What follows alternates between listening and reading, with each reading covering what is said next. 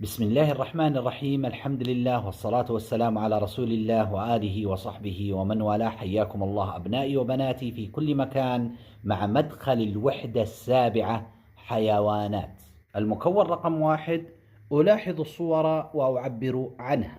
في الصورة الأولى نرى أرنب يأكل جزرة، وفي الصورة الثانية نرى السلحفاة مع صغارها، في الصورة الثالثة نرى النحلة تعمل، وهذه النحلة تقوم بجمع رحيق الأزهار لصناعة العسل، وفي الصورة الرابعة نرى العصفور يحضر الطعام لصغاره، وفي الصورة الأخيرة نرى الذئب مختبئا يريد أن يأكل الخراف. في المكون رقم 2 نشيد النحلة. نستمع لنشيد النحلة من خلال الباركود الموجود على هذه الصفحة. نضغط على الرابط ونستمع مع بعض إلى هذا النشيد.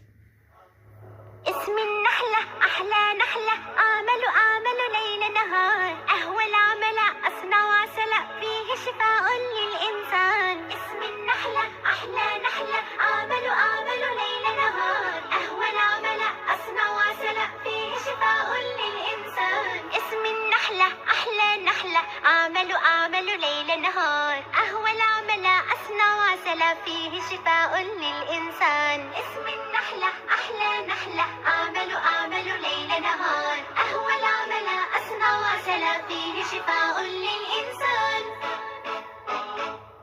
هذه النحلة الصغيرة فيها إبداع الخالق جل وعلا، فهي تقوم بالتنقل بين الأزهار كي تجمع رحيق هذه الأزهار وتصنع منه العسل، وهذا العسل فيه شفاء للناس، والعسل أنواع تقوم بصناعته هذه النحلة الصغيرة. وأحب أن أنوه على شيء مهم هنا: إذا رأيت النحلة في أي مكان قريب من النباتات، قريب من الماء، البعض يقوم بإيذائها.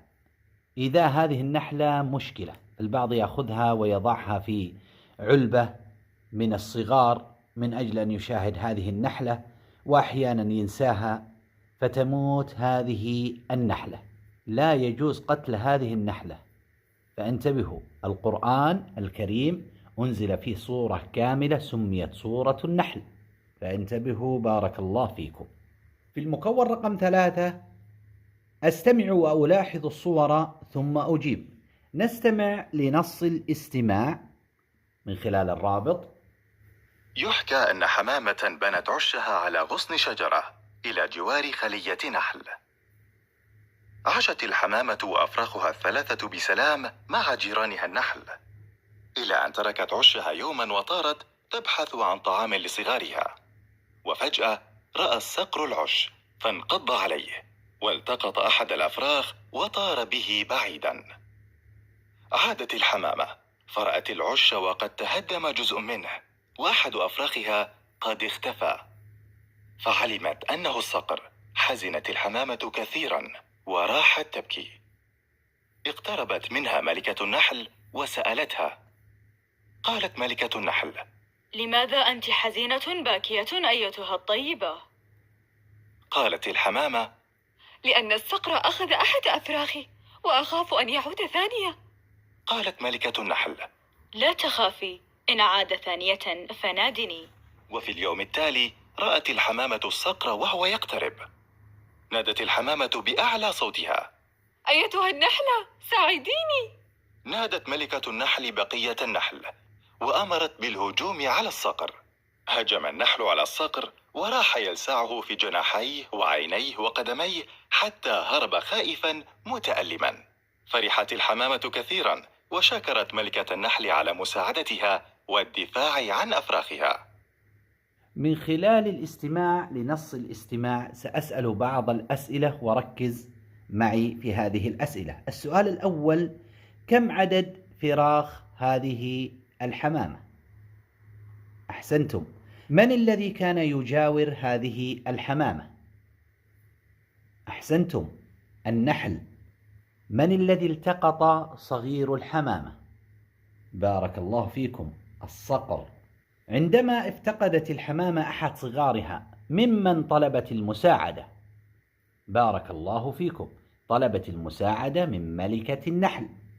ماذا فعل النحل بهذا الصقر؟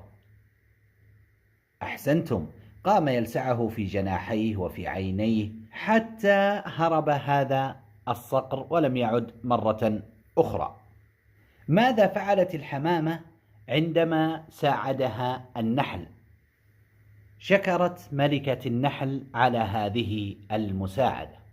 هذا كل شيء في شرح مدخل الوحدة السابعة. نلتقيكم بإذن الله في دروس قادمة، والسلام عليكم ورحمة الله وبركاته.